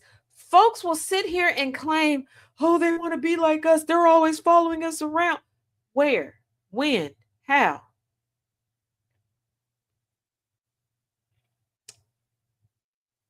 Y'all always in somebody else's business. Like, I'm going to get them with this. Watch, I'm going to say this. It never goes with the conversation. It rarely makes any sense. And it proves the point that's being made. Like a good troll would come in, listen, get a sense of what's going on, and use the person's words. Because when you have a gotcha moment, you use somebody's words to prove them wrong with facts. You can back it up. But y'all don't. You come in here like the person coming in here, Carmelo Anthony. Who was talking about Carmelo Anthony? Another time, we're talking about the death of a child. You got, well, Trump 2020. Like, what the like, what? And again, it's clear we don't align ideologically. You don't want facts. So how did you get here? And I can tell you, at least from the TikTok side, okay? This backdrop, you don't know who I know in real life. And when did I say anything about hating anybody? Again, faites attention, s'il vous plaît. Until then, fermez les bouches. Okay. Now, somebody scrolling sees this, the green screen of The Godfather, starring Don Snorleone. Okay? Picture of Donnie Sr. snoozing away. Okay? They're like, oh, I got to teach this darky a lesson. And then and I've watched them share, send. All these people are like, oh my goodness, the darky. She's talking about my Trump. But I thought it was about patriotism. I thought it was about the country.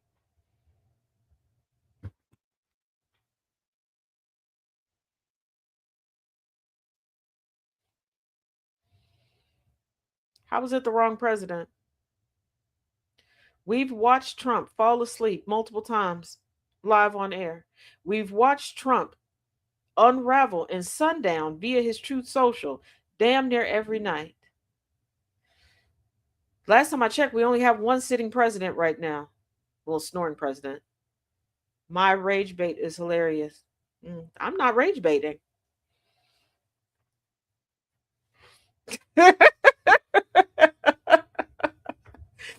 Like, I don't know. Do y'all listen? If you ever wondered how we got here, if you ever wondered how Trump got anybody to vote for him, remember this show. Remember this show.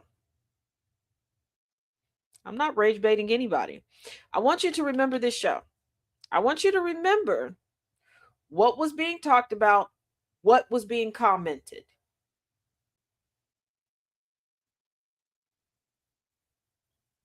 How many times I was accused of hating people.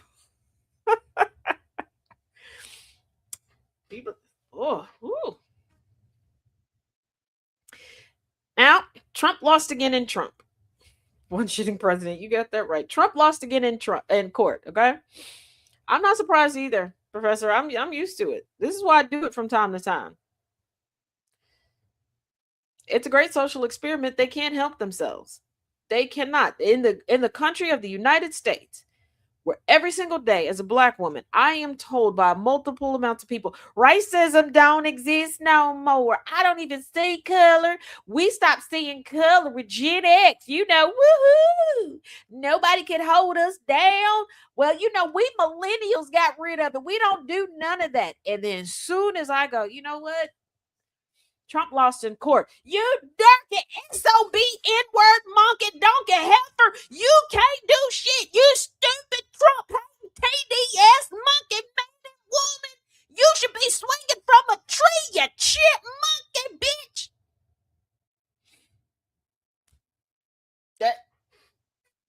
And then they'll turn around and go, I don't know why you playing victim. Didn't nobody do nothing to you? Everything's not about race. It's not about race until you bring it up.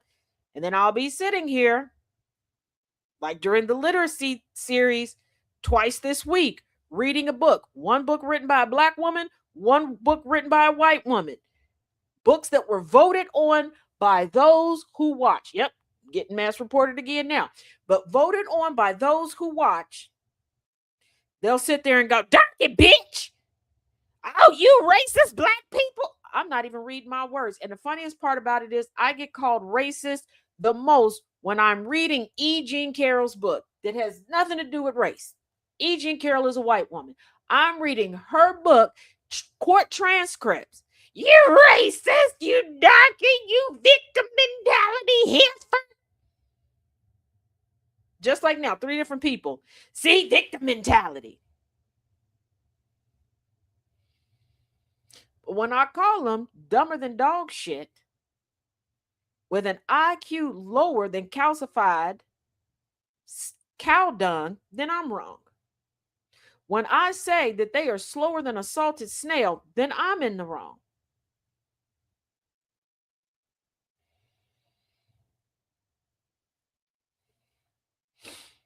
But all of this because of this picture. But I shouldn't be offended by renderings of black people hanging from trees, George Floyd jokes, nothing. This is good old ripping. I don't care who the president is. If they're sleeping on the job, doing that, funny. Every politician can get it and has gotten it here. Do they care? Nope.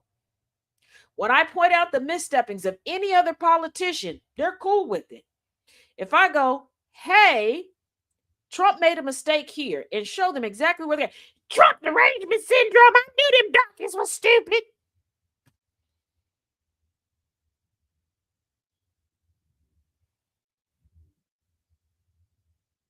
The reason we are where we are is because people of this age think this is the most power they got.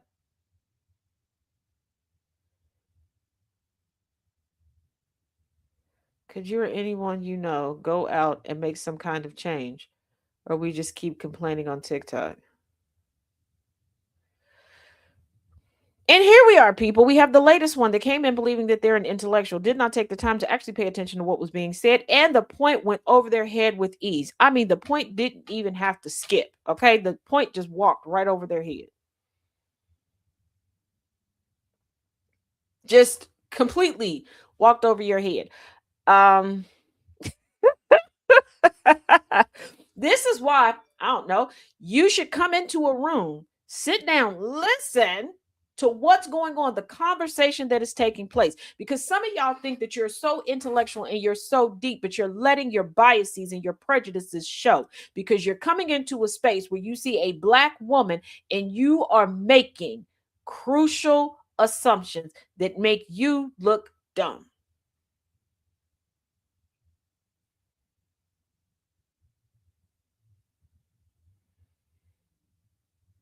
Doodle darky. But again, like I said, Trump loses again in court. Judge orders Trump Sr. to stop trying to end Hudson Tunnel funding.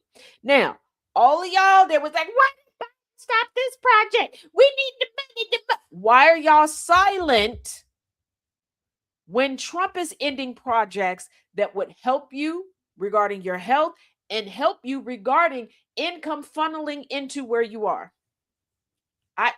I got that, Nana. I can't do anything till I'm off the air. I got 15 minutes left. A federal judge has ordered the Trump Sr. administration to permanently stop trying to halt funding for the Gateway Tunnel project under the Hudson River.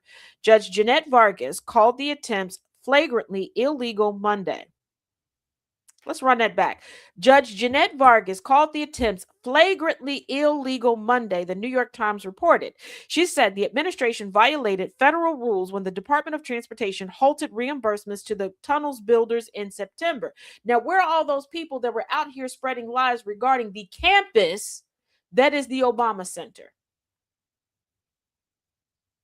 Oh, hey, Annabelle's wife. Let's not forget, Trump still hasn't paid the singing, dancing Patriot girls from 2016. But the Trump administration keeps halting federal payments for federal projects, federal reimbursements for federal projects. And yet, and still, we keep running out of money. We are still insolvent. So I keep telling y'all they are laundering money right in front of our face. So I'm going to ask you this: where's the money going?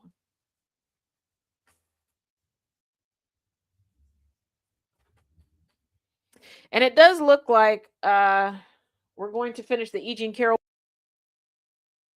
We'll going to do my best to get my hands on the Haberman Swan book because, as we discussed yesterday, it is in the book that Trump does have some way, somehow, a multitude of income streams that have popped up while he's been in the Oval this time. So we need to find that out.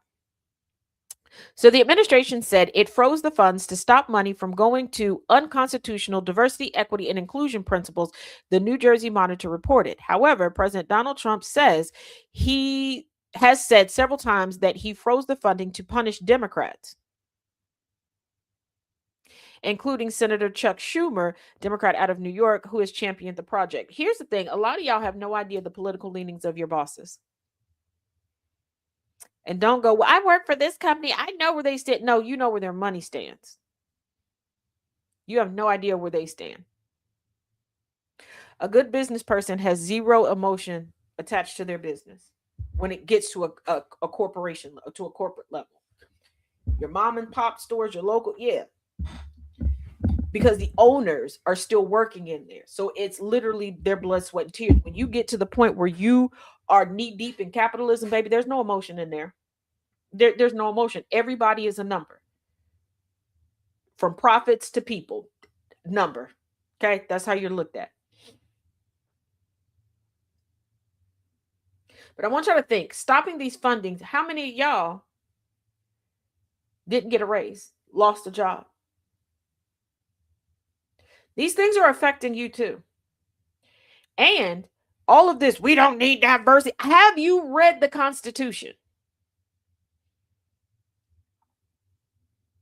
Told y'all before.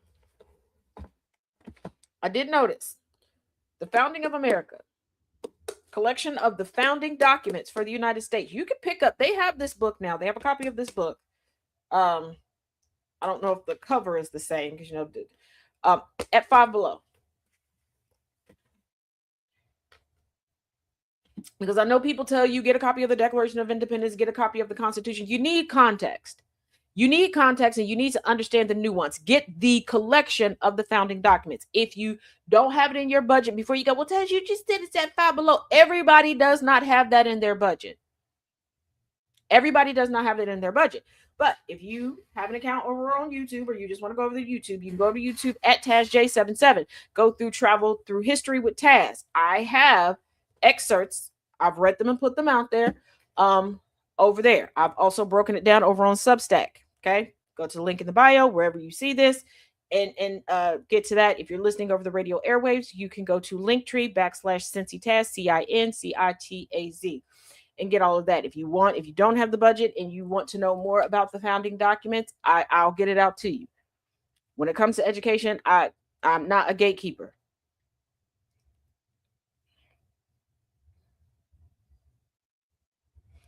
But again, far too many of y'all keep standing behind and not just supporting him, but lying to other people and grifting people into believing that this is the way to go. And it's dismantling things. So as you're grifting and making this money hand over fist, what are you going to do with this money when there's no place to spend it? What are you going to do with this money when it no longer means anything and cannot provide you with protection? Because even if you have the money to pick up and move to another country, other countries have the ability to not allow you entrance. There are some places that you can go, but I'm pretty sure you don't want to go because it won't fit into your image because of the hatred that you spew. I need y'all to do some research and look at where Nazis were allowed to go, when and how. Our spewing, you're not going to be able to sustain your income streams because of where you will be welcomed and where you will have to go if you end up having to leave the United States. Because the more you lie to folks and the more Trump keeps shutting things down and not paying people and all these different things, I know they like to tell you that, part of society are consumers and part of society are workers. The workers are the consumers. The consumers are the workers. We all produce the services and the goods that we also all purchase.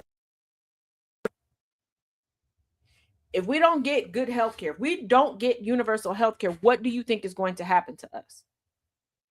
If we don't get livable wages, especially with the legislation that keeps being passed that is anti-houseless individuals, where do you think we're going to be as a country? So as you are grifting people and pushing them further and further into this dystopia, where do you think you're going to be? And also before you go, well, we survived the Great Depression before. No, white people did not. Some of y'all are here because those that came before you were blessed enough, fortunate enough to be under the care and in close enough community and proximity to melanated folks. Because while y'all were going through a depression, you do realize Black people were going through an enlightenment period called the Renaissance, the Harlem Renaissance to be exact. Y'all were hurling yourselves off of bridges and skyscrapers and selling your kids, putting your kids in the mail to go cross country to family members that you didn't realize had already off themselves.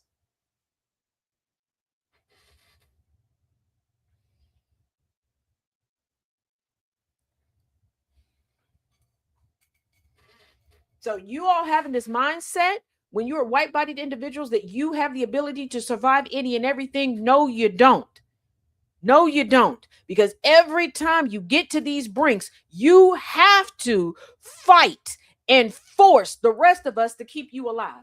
But see, now you're truly, truly afraid because you don't have any mechanisms left to force us to do so.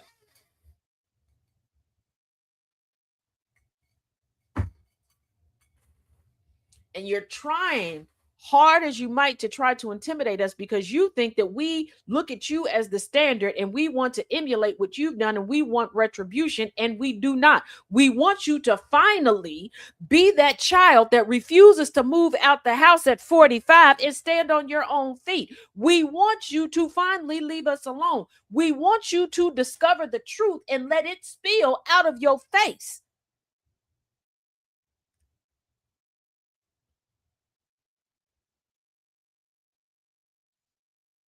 because you all are so stupid that if we desired to be like you wouldn't exist in the year of 2026. I don't think y'all realize you put us in control of every aspect of your safety within the home. You slept when we were awake. You ate what we cooked. You allowed us to nurse your children. You allowed us to sit at the helm and take you to and fro if we did not want you to be around.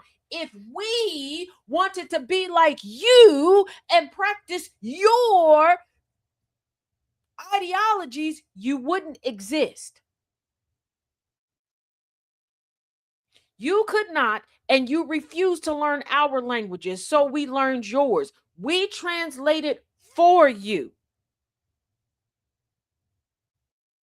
You did not know how to survive, let alone thrive on anybody's soil, because let's not forget, y'all turned church houses into steak houses because you could not keep the livestock alive and y'all started eating one another. You all don't work on your personalities. That's why you keep dating within the household.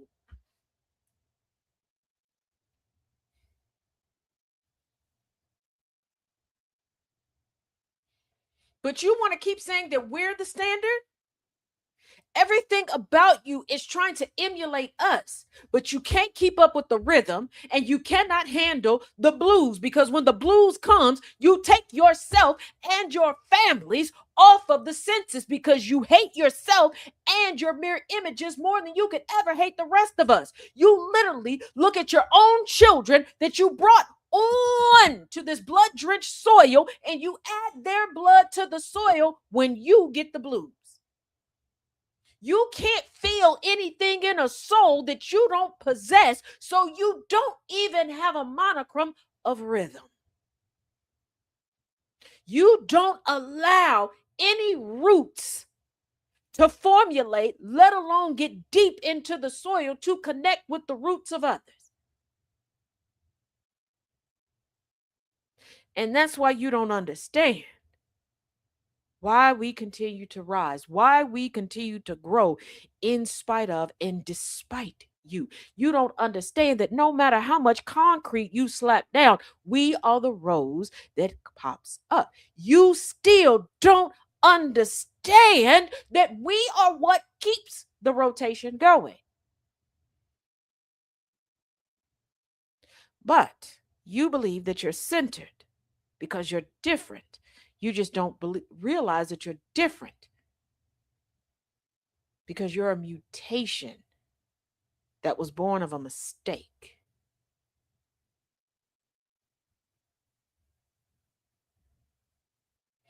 You tried to compete with others that looked like you and you failed.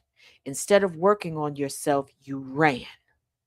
And you ran to places where you could not flourish.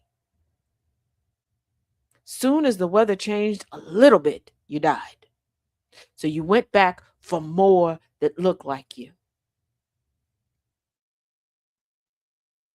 And when you no longer could force native bodies to do it, you stole black bodies. When you no longer could do that to black bodies, you started bearing more children to use them as free labor, and you still use them as free labor to this day. But you hate each other so much. You want to know what went up exponentially when the antebellum period was forced to end? Dog adoption.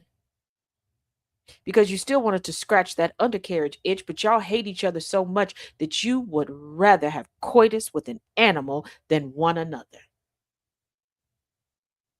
Let me repeat that. Y'all would rather have coitus with animals than one another.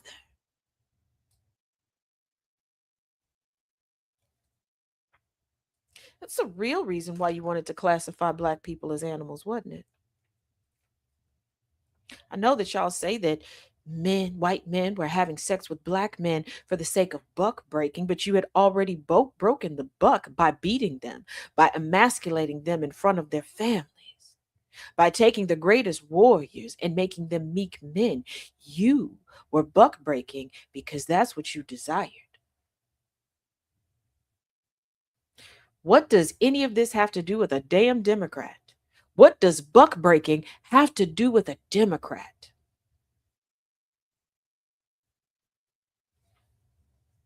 So you're telling me that a man raped another man because he was tired of Democrats? Okay, Azur.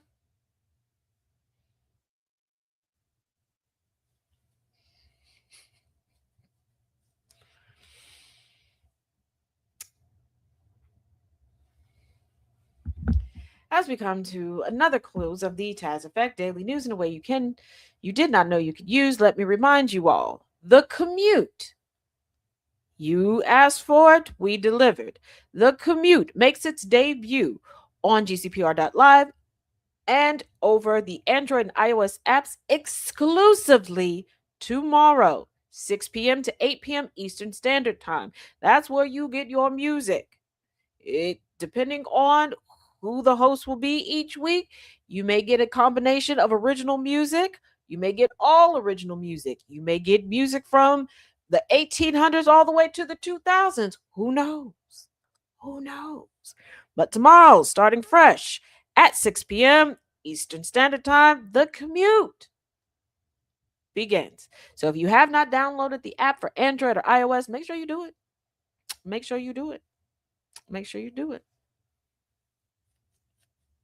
Live disclaimer, entertainment purposes only, zero education to be gained here.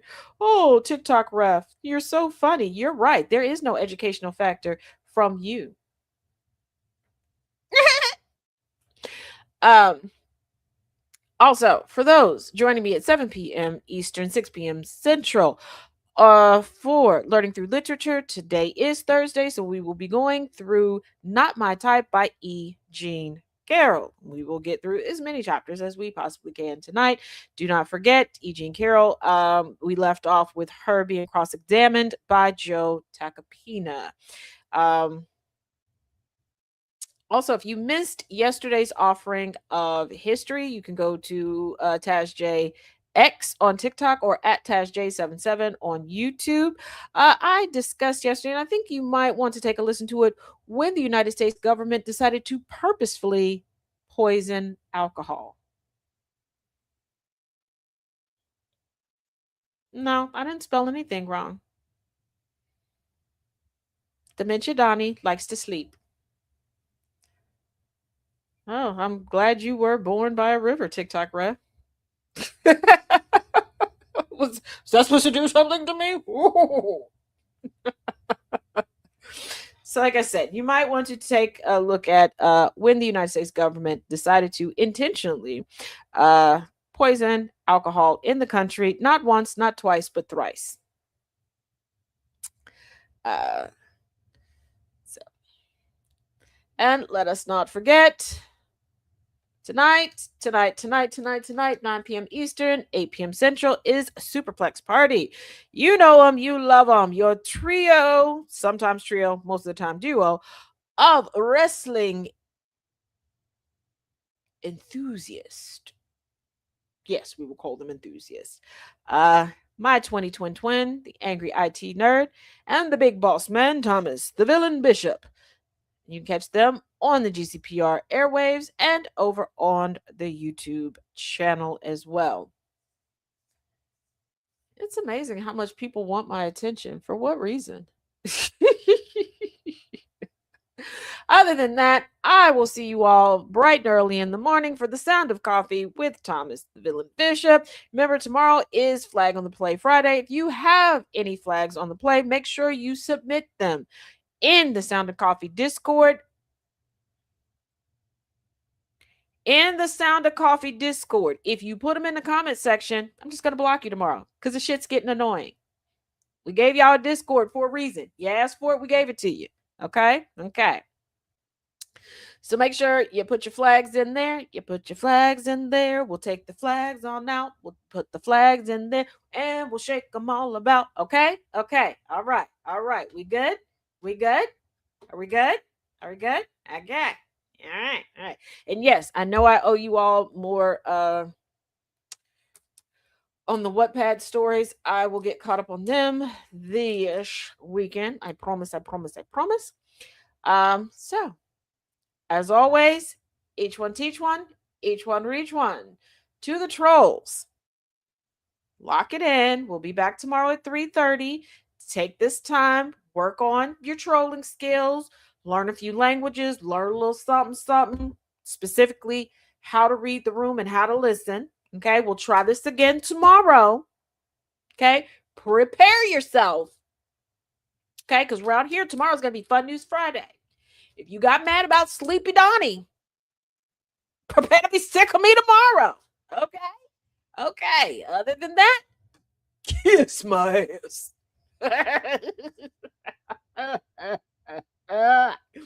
All right.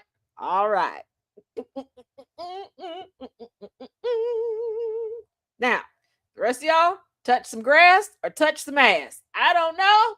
Just don't touch me. Turn the dial up, let the static fade away. We're building up the future, tracking every single day. Start the morning right, let the rhythm start to breathe. With the sound of coffee pouring, giving just what you need.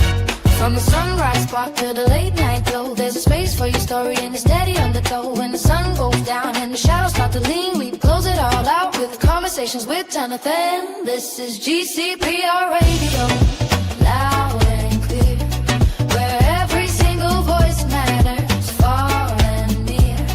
Yeah, we lock it in, connect the track, GCPR. Got your back, download the app on your phone today. iOS or Android, we're a click away.